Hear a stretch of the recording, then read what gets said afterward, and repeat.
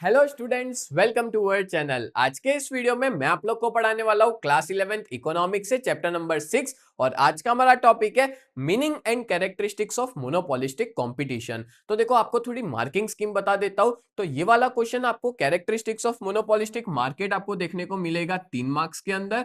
आपकी एक्सरसाइज में भी देके रखा है और स्कूल में भी आ सकता है। और मीनिंग बात करें तो 2 मार्क का आपका मीनिंग आ सकता है, ठीक है। और जब 3 मार्क का जो आपका कैरेक्टरिस्टिक्स आती है ना, उसमें कोई भी 3 कैरेक्टरिस्टिक्स बतानी है, मतलब लिखनी होती है आपको एग्जाम में। और सच बताओ ना, तो कैरेक्टरिस्टिक्स में क्या है, आपको हेड पॉइंट अच्छे से कर लेना है और आप अंदर बना के भी लिख सकते हो। आगे बढ़ने से पहले मैं आप लोग को बता दूं कि अगर आप लोग ने अभी तक चैनल को सब्सक्राइब नहीं किया है ना, तो कर लेना। बिकॉज जब तक आपका 11th और 12th फिनिश नहीं हो जाता, तब तक मैं आपके लिए वीडियोस बनाता रहूंगा। और डिस्क्रिप्शन के अंदर ना एक व्हाट्सएप ग्रुप की लिंक देके रखी है 11th स्टैंडर्ड के बच्चों की, तो आप लोग फ्री ऑफ कॉस्ट उसमें ज्वाइन हो सकते हो, जहां पे आपको हर एक तरह के वीडियोस की अपडेट टाइम टू टाइम मिल जाएगी। तो चलिए शुरुआत करते हैं आज का हमारा ये topic, meaning and characteristics of monopolistic competition.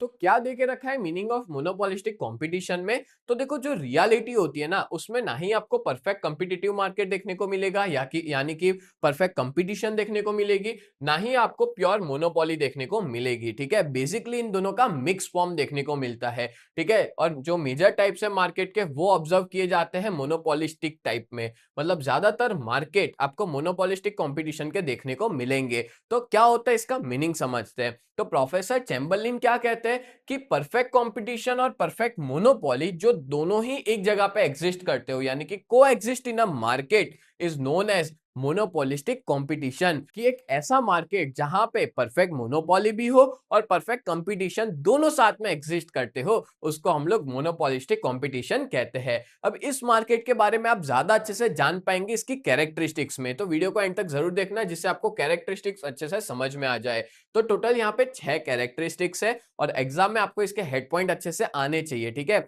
अब मैं प्रीफर करूंगा कि आप लोग क्या करना, एग्जाम में सारे हेड पॉइंट्स लिख लेना, और जैसे मान लो 3 मार्क का है तो 3 एक्सप्लेन कर लो, या 2 मार्क का है तो 4 एक्सप्लेन कर लो। तो इस तरह से आप एक्सप्लेन कर सकते हो एग्जाम में, ठीक है। चलो एक एक करके हम लोग समझना शुरू करते हैं। नंबर 1 है large number of sellers and numerous buyers. तो देखो, मोनोपोलिस्टिक कंपटीशन होता है ना, उसमें काफी सारे सेलर्स आपको देखने को मिलेंगे, ठीक है। याद रखना, मैनी सेलर्स, ये वर्ड याद रखना, मैनी सेलर्स मतलब काफी सारे सेलर्स होते हैं। परफेक्ट कंपटीशन के अंदर ना न्यूमरस सेलर्स था, मोनोपोली के अंदर सिंगल सेलर था, और मोनोपोलिस्टिक कंपटीशन में क्या है, मैनी सेलर्स देके रखा है। It means there are neither numerous sellers not there is one seller, but there are many sellers, बहुत सारे सेलर्स इसमें देखने को मिलते हैं। Due to this, in monopolistic competition the factor competition become important, और जिसकी वजह से बहुत सारे सेलर्स है, तो सबके बीच में कंपटीशन भी अच्छा खासा आपको देखने को मिलेगा। और जो बायर होता है ना, वो भी काफी सारे होते हैं इस मार्केट में। So they can not individually influence the market, मतलब मार्केट को वो लोग अकेले मिलकर इन्फ्लुएंस नहीं कर सकते। Also they can not affect the price of the product, और जो बायर्स होता है ना, वो मार्केट की प्राइस को भी चेंज नहीं कर सकते। मार्केट में जो भाव चल रहा है वही भाव पे खरीदा और बेचा जाता है। क्लियर?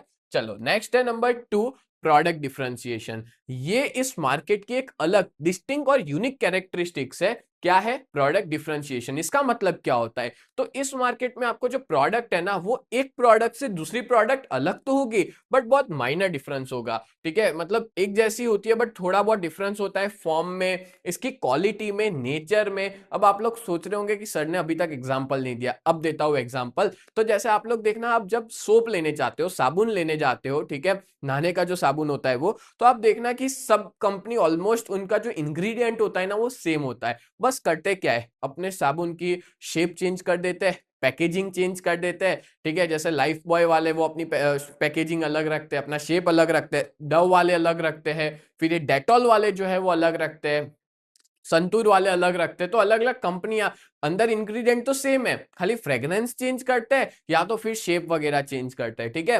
और प्रोड्यूसर यहाँ पे प्रोड्यूस करता है वो प्रोडक्ट जो मार्केट में ऑलरेडी है, काफी सारी प्रोडक्ट्स बेची जा रही है, और यहाँ पे उन प्रोडक्ट्स में बहुत माइनर डिफरेंस होता है in terms of form, fragrance, taste, shape, weight, quality के अंदर बहुत छोटा डिफरेंस होता है। माइनर यानी कि बहुत नेग्लिजिबल चेंज वाला, जैसे मैंने नहीं कहा। अब इवन परफ्यूम की भी बात करो तो परफ्यूम में भी यही होता है कि वो लोग क्या करते हैं, इंग्रेडिएंट तो सेम होता है, खाली उनका जो स्मेल है उसको थोड़ी बहुत चेंज कर देते हैं, ठीक है। And due to this minor differences the product can be called different, और छोटे छोटे डिफरेंस की वजह से प्रोडक्ट को अलग माना जाता है, बाकी प्रोडक्ट तो सेम ही होता है, ठीक है।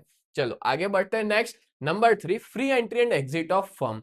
देखो इस मार्केट के अंदर कोई भी आ सकता है, कोई भी जा सकता है, कोई रोक टोक नहीं है, मतलब अनरिस्ट्रिक्टेड एंट्री और एग्जिट है। अब होता क्या है पता है, किसी को बहुत अच्छा प्रॉफिट देख के, यानी कि किसी का सुपर नॉर्मल प्रॉफिट देख के बहुत सारे फर्म अट्रैक्ट होते हैं कि देखो वो ज्यादा प्रॉफिट कर रहा है, चलो इस मार्केट में जाते ये प्रोडक्ट का प्रोडक्शन शुरू करते हैं। बट जब उसको लॉस सफर करना पड़ता है ना, तो उसको उस मार्केट से एग्जिट भी करना पड़ता है। जब लॉस हो जाता है, नुकसान हो जाता है, तो वो मार्केट छोड़ के चले जाते हैं। तो यहाँ पे फर्म की जो एंट्री और एग्जिट है वो शॉर्टर पीरियड ऑफ टाइम के लिए देखने को मिलता है, मतलब कम समय के लिए देखने को मिलता है। और ये सेम कैरेक्टरिस्टिक्स आपको देखने को मिलेगी परफेक्ट कंपटीशन के अंदर भी, ठीक है, सेम चीजें देखने को मिलेगी। And this means that the firm can freely enter bye attraction of super normal profit. और जो भी फर्म थी वो नए नए कंपटीटर्स आए, क्या देख के कि हमारा अच्छा प्रॉफिट हो रहा है ना, उसको देख के कंपटीटर्स आए, बट वो लोग प्रॉफिट नहीं कर पाए, उन्होंने नुकसान कर दिया।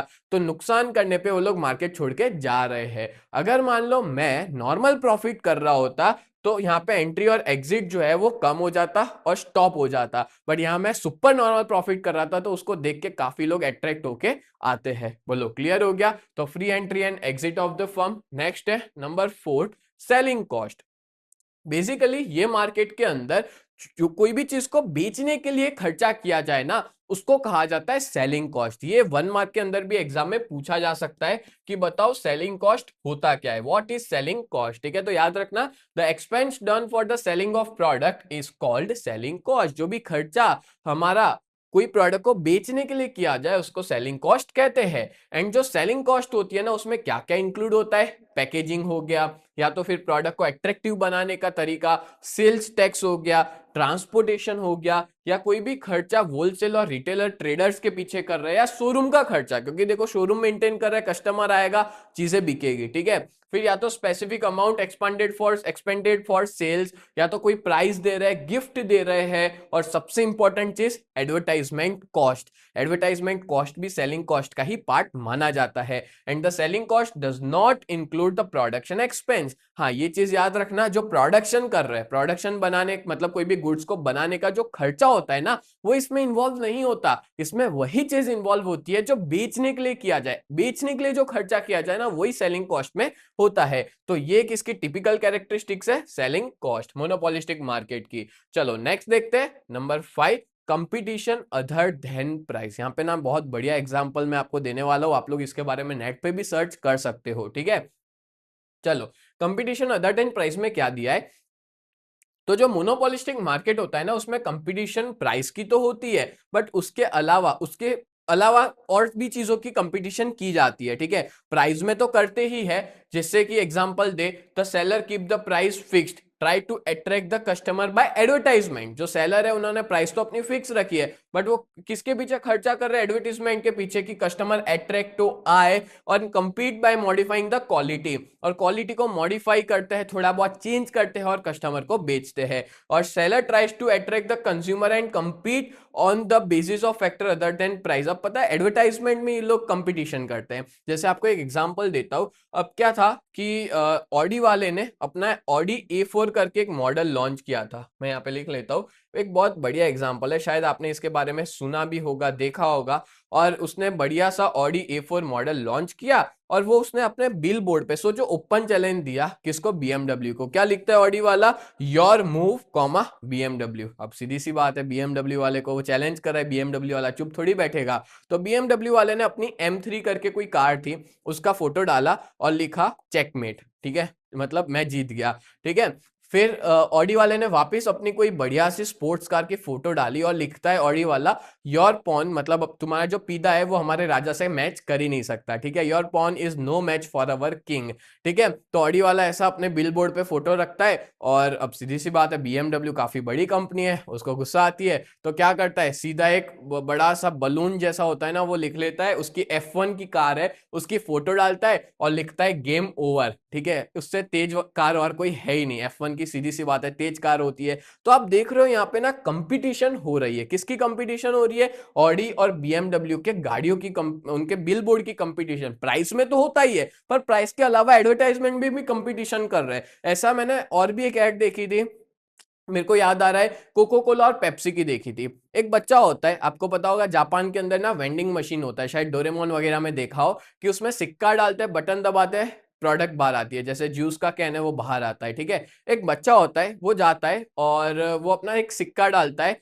और पेप्सी की एक कैन निकालता है, ठीक है। दूसरा सिक्का डालता है, दूसरा कैन निकालता है, ठीक है। फिर वो दोनों कैन को जमीन पे रखता है, फिर उन दोनों पे पांव रख के चढ़ता है वो कैन के ऊपर और उसका हाथ पहुंच नहीं, सिक्का डाल के वो उसका जो कोको कोला का बटन है ना वहां तक उसका हाथ नहीं पहुंच रहा था, तो पेप्सी की दोनों बोतल पे पांव रख के चढ़ता है और कोको कोला का बटन दबाता है और कोको कोला बाहर आती है, लेके चला जाता है, पेप्सी की वहीं कैन रख के वो चला जाता है। तो इसका मतलब क्या हुआ कि भाई कोको कोला थोड़ा इंफीरियर बता रहा है कि पेप्सी हमारी कंपेयर कर ही नहीं सकता, बच्चा 2 पेप्सी छोड़ने को तैयार है एक कोक लेने के लिए, ठीक है। तो ये एक एग्जांपल हुआ, एडवर्टाइजमेंट की जंग हुई ना ये, मतलब एक कंपटीटर दूसरे को नीचा दिखाने की कोशिश कर रहा है। तो ऐसे काफी सारे वर्ल्ड में किस्से हो चुके हैं, खैर ये अलाउड तो नहीं है ऐसा सब, बट हो चुका है और इसी तरह की कंपटीशन को अपने मोनोपोलिस्टिक कंपटीशन कहते हैं। और मैं जो बताया कोल्ड ड्रिंक का जो पूरा मार्केट है ना वो मोनोपोलिस्टिक कॉम्पिटिटिव मार्केट कहा जाता है, गाड़ियों का मार्केट है वो भी मोनोपोलिस्टिक कॉम्पिटिटिव मार्केट कहा जाता है। बोलो क्लियर हो गया? तो ये मैंने बढ़िया सा आपको एग्जांपल भी दिया, उम्मीद करता हूं अच्छे से समझ में आया होगा।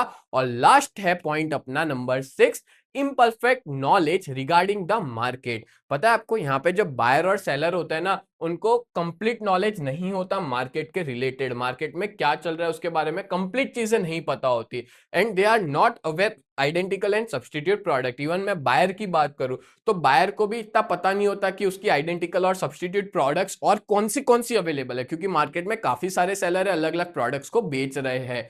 सो प्राइस ऑफ आइडेंटिकल और substitute products are either high or low. तो जैसे मान लो उसके जैसी कोई और प्रोडक्ट है उसकी प्राइस या तो हाई होगी या तो लो होगी, ठीक है, resulting into different price of substitute goods. हाँ बट सब्स्टिट्यूट गुड्स की प्राइस थोड़ी आपको अलग देखने को मिलेगी। And there are many firms producing identical और सब्स्टिट्यूट प्रोडक्ट, बहुत सारे फर्म सेम प्रोडक्ट्स और सब्स्टिट्यूट प्रोडक्ट्स बनाते हैं and the firm compete by creating new identity of the product. और हमेशा फर्म जो है वो कम्पीट करते हैं, अपनी नई प्रोडक्ट बनाते हैं, मार्केट के अंदर मोनोपोली एस्टेब्लिश करने की कोशिश करते हैं। दैट्स व्हाई इसको मोनोपोलिस्टिक कंपटीशन कहा जाता है। क्यों?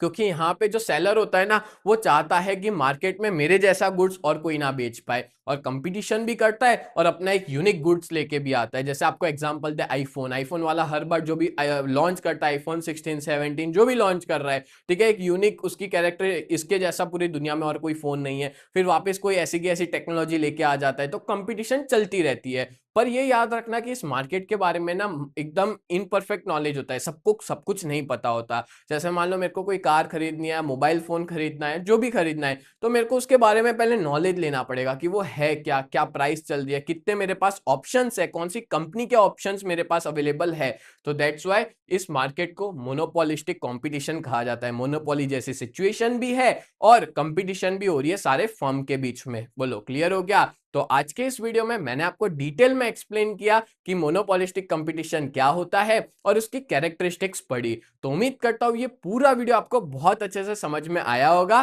तो ऐसे ही वीडियोस देखने के लिए आप लोग हमारे चैनल को सब्सक्राइब कीजिए। मिलते हैं नेक्स्ट वीडियो में, तब तक के लिए bye and thank you so much.